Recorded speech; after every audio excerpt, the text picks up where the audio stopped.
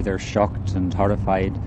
They're filled with anguish to think that their church has been used by an assassin as a hiding place to commit his murder. And then after killing a man and wounding others, he then carried his weapon through the church and broke down a door to escape through the church and away out into the street. The congregation have expressed by personal words to me and by telephone calls how horrified they've been, and wanting to know what they could do to help wipe out the terrible stain that this foul murder has produced in our church.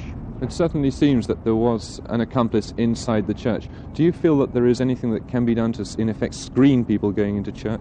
Well, it's very difficult because the churches, we feel churches should be open for worshippers to come in at all hours of the day, and indeed our churches are normally open all during the day, every day, and as people going in most of the time, apart from the times when we've got masses or other devotions on, people are going in for private prayer, and it is a very personal thing, and it would be repugnant to most people to be screened when going in to pray.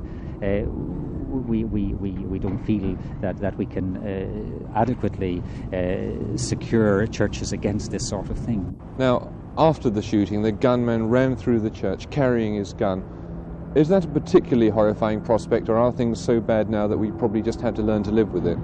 Well, it's a new low that someone could be callous enough to commit this act of sacrilege, but it's evident from the huge number of deaths. It's almost 1,000 deaths now in the last few years, and it's quite evident that a lot of people in this city have no respect for life, and they have no respect for the laws of God or man, and this act of sacrilege is a new low in all these tragedies and these atrocities.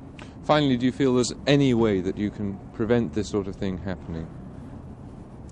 Well, in the long run, the only way that we can restore sanity to the community is by appealing to the minds of the citizens, to the decency which is in most people, to help restore sanity to the streets, and to make the gunmen, the bombers, the terrorists, to make them into sort of pariahs, so that they would be ashamed to be seen at their nefarious work, or to be known to be associated with anything like that. We must shame them out of it. The tide certainly seems to be going against you, though, on that.